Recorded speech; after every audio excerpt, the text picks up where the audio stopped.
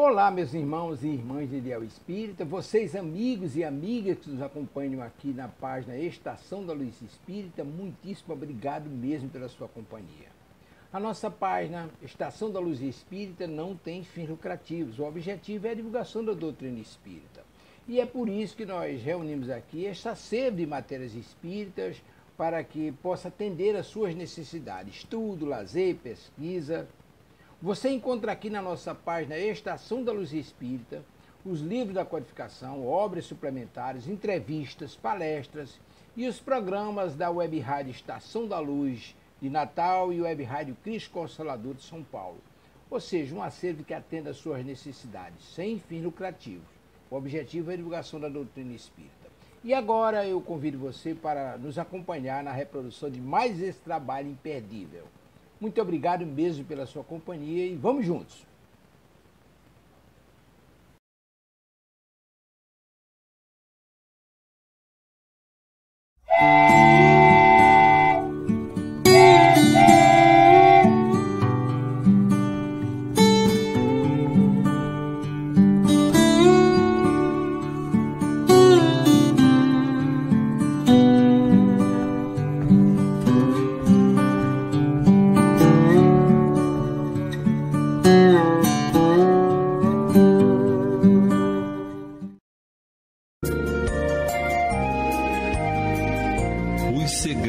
Da reencarnação, desvendados pelos espíritos que cuidam do nosso renascimento no corpo físico. Pela Rádio Rio de Janeiro, Missionários da Luz. Produção e apresentação, Berenice Lima e Deusa Nogueira.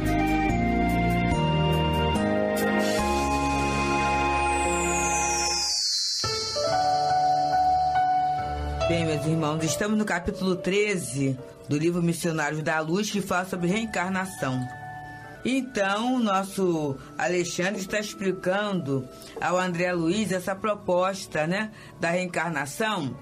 E no momento que André Luiz começa, assim, para a nossa aprendizagem, a indagar por detalhes, ele fala que ele não está de posse, porque a ajuda dele é uma ajuda momentânea, particularizada, né? É pontual. E que só Herculano, que é aqueles companheiros que vai ser o guia espiritual, que está acompanhando Segismundo e ele, é que estão de posse dos processos mais íntimos.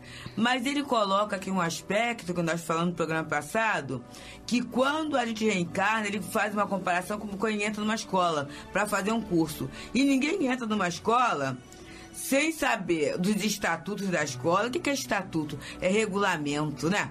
Toda escola tem uma regra.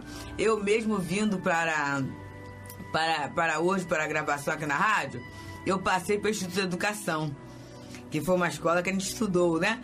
E aí nós lembramos que o uniforme da época tinha aquele cuidado todo dos 3 dedinhos, dessa situação toda, da meia, o tipo do sapato, era um sapato específico que tinha os furinhos, era só aquele sapato, quer dizer, podia até usar outro, mas aquele era o sapato, assim, oficial, né, da escola. E quando tinha desfile, representação, era aquela situação. Hoje se pode usar calça comprida. E tem os alunos de calça comprida, mas eu percebi que a maior parte das alunas estava com aquele uniforme da sainha pregueada, presa até um determinado momento, fazendo uma pala. A blusa, gente, muito interessante, de manga comprida, no calor desse, estamos no mês de fevereiro, né? Manga comprida, e aquela meia puxadinha. Eu falo assim, o que é o regulamento? Com certeza, no aniversário da escola, os retratos que tem, tudo isso. Então os alunos querem reproduzir aquela questão antiga, sem pensar na reencarnação, né? Que é uma escola centenária. Aí quantos desencarnaram e voltaram estão recordando aquele estatuto. Então toda escola tem um estatuto. E a Terra, e nós espíritas, não podemos esquecer disso, que às vezes parece que a gente sabe na cabeça, mas não funciona, não é, Berenice? É verdade. A gente não veio a passeio, né? Isso mesmo. E essa é a grande dificuldade, é a gente sair desse conhecimento apenas para a consciência e para a vivência, né? Quando as coisas estão na consciência, automaticamente a gente faz. Quem cozinha faz coisas assim já de uma forma automática. Não fica pensando, puxa, eu sei que só pode botar um tanto de sal, mas toda vez eu boto 2 punhados de sal. Ninguém faz isso quem cozinha. Por quê? Já vivenciou que se botar um pouco mais de sal, vai ficar muito indigesta aquela comida. Então, rapidamente aprendeu. Por que essas coisas que trazem um prejuízo maior para a nossa vida, a gente não aprende com essa facilidade como a gente aprende de uma coisa que é o gosto, por exemplo, né? Você pega uma receita, quando você faz errado, geralmente você faz errado uma vez. Na segunda vez você já não erra mais. Por quê? Você tem consciência do preço das coisas, do prejuízo que você vai ter, do tempo que você vai perder. Da insatisfação, né, que gera o erro. Isso. Né? E rapidamente você recupera aquilo ali e acerta na próxima vez. Por que na hora dessa receita da nossa vida, para a gente ir para digerir de uma forma mais agradável, por que a gente não consegue fazer esse aprendizado tão rápido? Porque também entram muitos fatores que também são muito fortes, que são vícios que vêm aí de muitas reencarnações, né? Como o orgulho, como a vaidade, como a prepotência, como a arrogância. São coisas as nossas assim... paixões, né? Que mesmo fazendo mal, a gente às vezes quer pagar a conta, né? Quer pagar a conta. Isso, né? exato. A vontade, né, que a gente não trabalha, uma vontade forte, né? Isso. O pensamento que a gente muitas vezes, e na invigilância, a gente assimila um monte de ideias que não seriam nossas, mas encontra espaço para se abrigar ali e causa um prejuízo muito grande, não é? Mas que não é uma tarefa fácil, mas qual é a proposta do primeiro momento? Pelo menos a gente ter consciência de que nós estamos fazendo o caminho errado. Isso. Olha, eu sou assim. E eu sei que não deve ser assim, mas por enquanto eu só consigo ser assim. Porque quando a gente diz, eu não tenho problema, quem tem problema é o outro, nós estamos numa situação horrível. E a gente não quer resolver, né? Isso. Quando a gente fala, olha, eu tenho muitas coisas negativas. Porque às vezes a gente fala assim, todo mundo tem defeito, eu tenho os meus. Mas às vezes a gente fala assim, eu tenho defeitos, mas a gente não se conscientiza desses defeitos. Quando a gente começa a se conscientizar e pensar neles e pedir para os nossos amigos que isso aconteceu comigo e foi uma situação muito desagradável que eu vivenciei. Eu comecei a pedir aos meus amigos espirituais para que me desse a consciência no momento que eu estivesse executando um defeito meu. E eu quase que desisti na hora. Quando você fala assim, olha, não me mostra mais não. Porque é duro a beça isso. Sabe? Porque a gente fala, todo mundo tem defeito, eu também tenho defeito. A gente fala de uma forma genérica. Mas se eu falar assim, então me diga, qual é o seu defeito? A gente perde até o tom, né? Exatamente. Porque dói mesmo, é doloroso. Então, escreva. Escreva 4 defeitos seus, assim, que você consegue enxergar. E aí, começa a pedir para o seu amigo espiritual mostrar a você na hora que você está executando um defeito seu. Porque isso é tomar pé da situação. Isso, no primeiro momento, você leva um choque, porque você dá um flagrante de um delito seu. Entendeu? Sem desculpismo, sem dizer, não, mas é por causa... Não existe. É por causa de... Não existe essa situação. Nós criamos essa situação. Então... Quando a gente faz isso e vai se conscientizando, aí nós vamos o quê? Melhorando o nosso estado. Vamos melhorando o nosso progresso. Por quê? Porque a gente vai se conscientizando. Por que o Segismundo evoluiu no plano espiritual? Porque ele se conscientizou que ele foi um assassino, ele vivenciou a situação e ele não quis mais ser assassino nessa história. E aí ele se programou para não ser mais. E nós, muitas vezes, somos assassinos de ideias, de ideais, de momentos, de carinho, de ternura. Muitas vezes nós assassinamos muitas aspirações de algumas pessoas que estão ao nosso lado. E não nos damos conta que fazemos isso, porque nós não prestamos atenção nos nossos defeitos. Muito embora muitos de nós já conseguimos falar, eu tenho defeito, porque... Tem algumas pessoas que nem conseguem se enxergar com defeitos. Mas a segunda pergunta é, quais? pontue quais são os meus defeitos. E aí ele continua a nos falar, né, gente? Os contornos anatômicos da forma física, disformes ou perfeitos, longilíneos ou brevilíneos, belos ou feios, fazem parte dos estatutos educativos. Em geral, a reencarnação sistemática é sempre um curso laborioso de trabalho contra os defeitos morais pré-existentes nas lições e conflitos presentes. Pormenores anatômicos imperfeitos, circunstâncias adversas, ambientes hostis, constituem, na maioria das vezes, os melhores lugares de aprendizado e redenção para aqueles que renascem. É interessantíssimo isso, porque às vezes nós nascemos num lar, num ambiente hostil.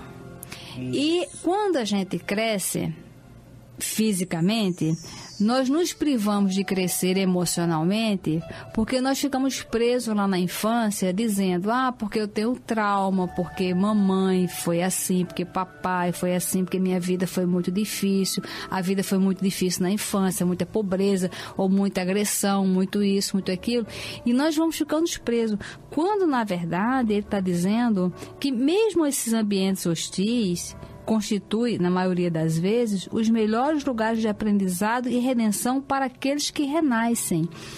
Então, quem está nos ouvindo, que teve uma infância muito difícil, uma infância em ambientes hostis, reflitam que aquilo ali foi uma escola. Então, pegue aquela situação e não repita.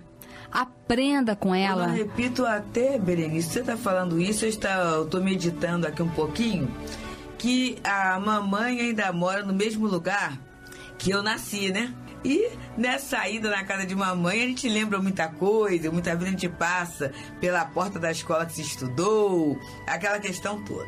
E um dia eu vinha devagarzinho, eu fiz questão de fazer aquele mesmo caminho. E fui pensando na infância, né? A minha infância foi assim, muito rica de afeto, mas não foi rica em possibilidades materiais. A gente tinha, assim, a questão de estudo, que era uma questão pontual dentro da casa e tudo, mas não era de viagens, de passeio, de ostentação, nada disso. Era simples. E aí eu pensava assim, interessante, a utilidade disso. Porque isso fez da gente o quê? Um ótimo leitor. Porque o livro era aquele meio de você viajar, né? De você conhecer coisas diferentes. E aí eu pensava assim, meu Deus, que planejamento reencarnatório legal, né? Porque eu hoje precisaria estudar para dar conta da vida, né? Até mesmo da vida profissional e da própria vida espírita. A gente decide estudar.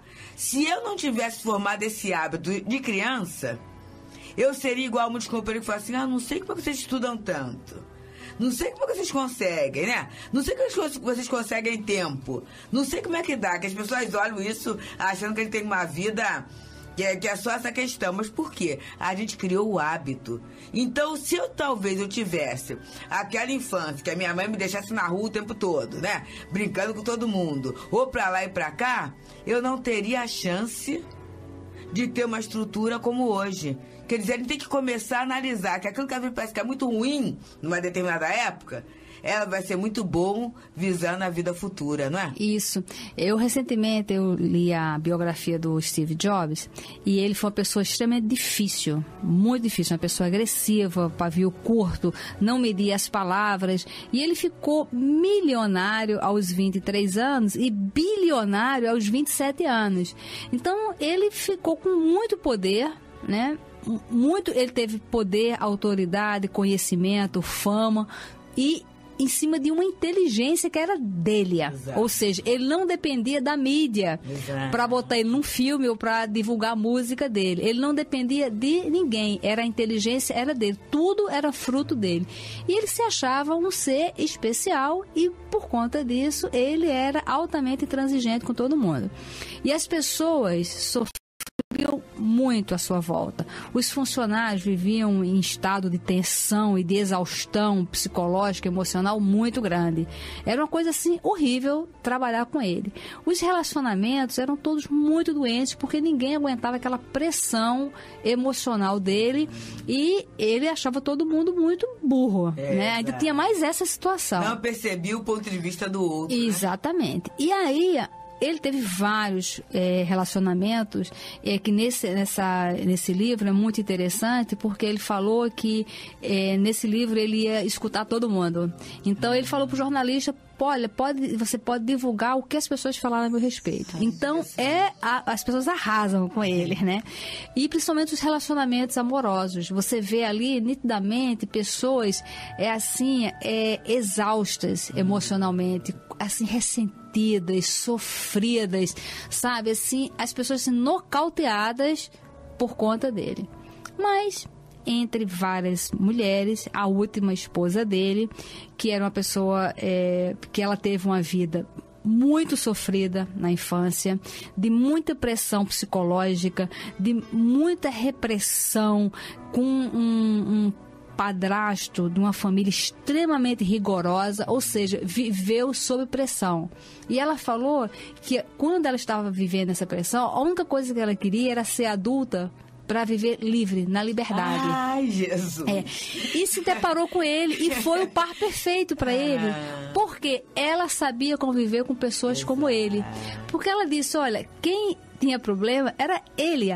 Quem tinha problemas emocionais era ele. Ela não se deixava contaminar pelo desequilíbrio emocional dele e não exigia dele uma mudança que ele não era capaz de dar. Mas por que isso, Berenice? Porque ela teve o treinamento na infância. Exatamente. E talvez as outras não, né? A expectativa das outras era encontrar isso. O príncipe, né? Exatamente. Então, o que aconteceu? Ela teve uma infância duríssima e ela não se fez vítima dessa infância duríssima e ela se aproveitou daquele aprendizado, daquela infância duríssima, para criar uma independência emocional. Então, ela se considera uma pessoa independente emocionalmente, ou seja, a emoção instável do outro não prejudica, não atrapalha, não interfere na harmonia interna dela. E como ela deve ter ajudado a ele, né? Porque com certeza nesse momento ele se sentiu amado. Isso, e tanto que ele chama ela de âncora. Ela fala que ela ancorou ele, porque ele vivia em grandes naufrágios. Entendeu? E que ela deu um norte à vida dele. Ou seja, ele não mudou o temperamento. Ele não conseguia mudar o temperamento. Ele apenas convivia com uma pessoa que também não fazia uma exigência, porque quando você começa a exigir um espírito desse... Pressiona, pior. Né? Você exigir de um espírito desse uma compreensão emocional, ele não aguenta, ele não consegue entender, porque não consegue mesmo entender, entendeu? Mas o importante é o quê? Que ela não se deixou contaminar, teve 3 filhos e ela ensinou os filhos não se contaminarem com a oscilação emocional do pai. É tanto que os 3 filhos, quando ele estava bem, ele tinha tudo, tinha todos os tipos de transtorno bipolar, tinha depressão, o que você pudesse imaginar. Então ela educou os filhos quando ele estiver bem, você convive e aproveita os momentos. Quando ele estiver mal, larga ele de mão, deixa ele lá, até ele sair um pouquinho da vida dele. Isso é interessante, a gente lê essas biografias, a gente lê essas situações, como eles estão falando aqui pra gente, porque tudo na vida a gente deve tirar como um aprendizado. Um aprendizado para nós, tudo. Com certeza, com certeza. Porque quantas vezes, e até eu vou à casa espírita, né? E procuro os amigos espirituais para transformar o outro, gente. Quando, na verdade, é a gente que tem que criar essa resistência emocional que a gente às vezes não quer, né? Exatamente. A gente não quer ficar resistente. Não, se mudar o outro, mas observa, se ficar tudo do jeito que tá, não há progresso. Não. E aí ele vai continuando, né? Para que a gente possa entender essa questão. Por isso, o mapa das provas úteis é organizado com antecedência, como o caderno de apontamento dos aprendizes nas escolas comuns. Em vista disso, o mapa alusivo a Segismundo está devidamente traçado, levando-se em conta a cooperação fisiológica dos pais, a paisagem doméstica e o concurso fraterno que lhe será prestado por inúmeros amigos daqui. Imagine, pois, o nosso amigo voltando a uma escola que é a Terra. Assim procedendo, alimenta um propósito que é o da aquisição de valores novos. Gente, isso aqui é fundamental, gente. Que é o propósito. A gente não reencarnou para fazer a mesma coisa que a gente já sabia que fez doer, né? Isso. E se Deus permite uma reencarnação para a gente adquirir valores novos, é porque existe possibilidade. É isso que a gente tem que olhar, né? Por exemplo, 2011. Você consegue imaginar se você conseguiu adquirir algum valor novo em 2011? Tem alguma coisa na sua vida que você tinha um pensamento e que em 2011 você mudou esse seu pensamento e essa mudança te deu uma amplidão, né? Ampliou o teu entendimento, a tua aceitação com o outro, com a outra situação?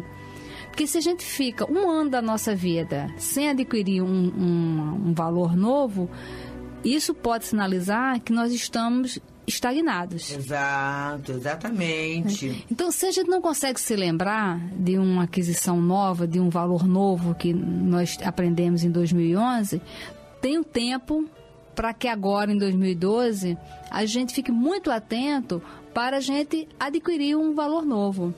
Por exemplo, quem lida com o público adquiria esse valor novo de quando chegar uma pessoa para ser atendida, você não levar nenhuma questão pessoal. Porque às vezes essa pessoa vem, pode te atacar, pode vir de mau humor, pode fazer uma série de questões, mas que não é uma questão pessoal, porque ela não te conhece.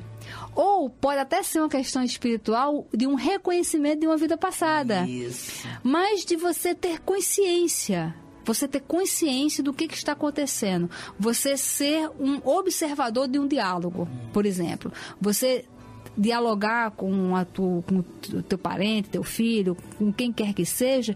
E à medida que você está dialogando, você observar esse diálogo e ver o que você pode melhorar nesse diálogo.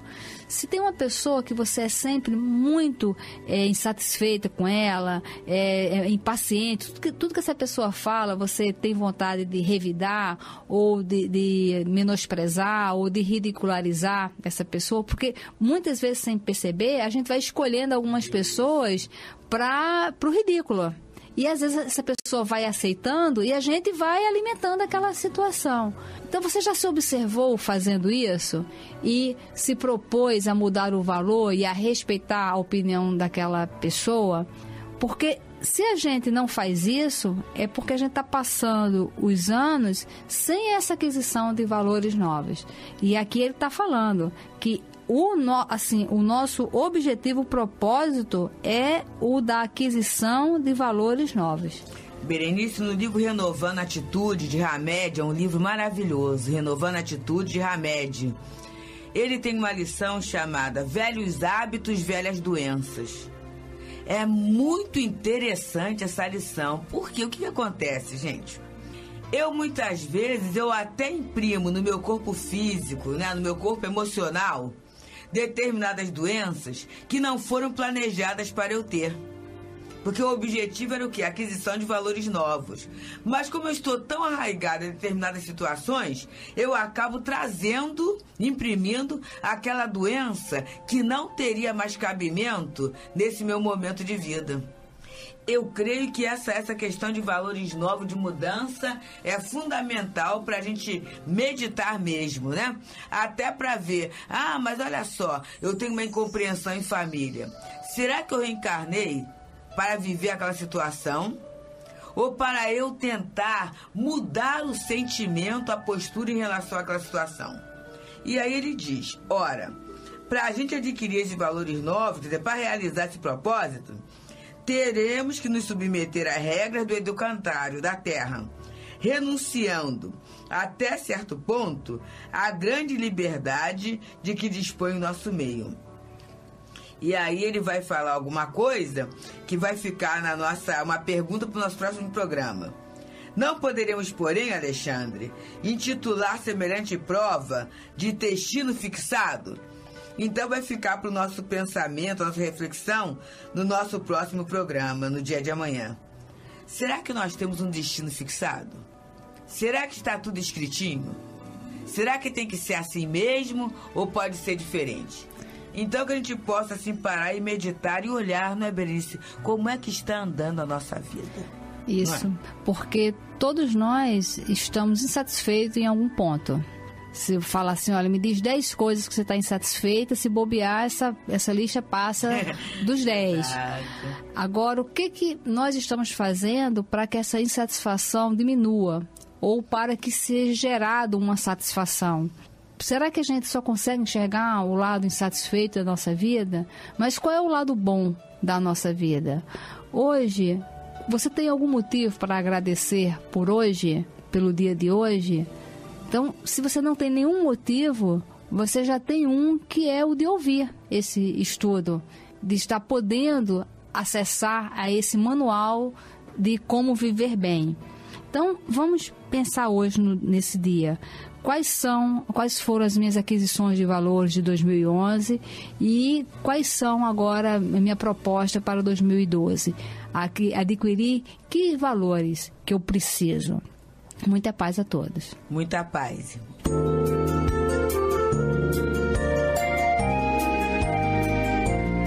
A Rádio Rio de Janeiro apresentou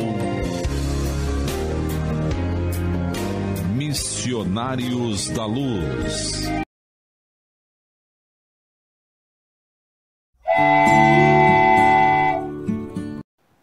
Chegamos ao final da nossa atividade. Muitíssimo obrigado mesmo pela sua companhia e espero você no próximo evento.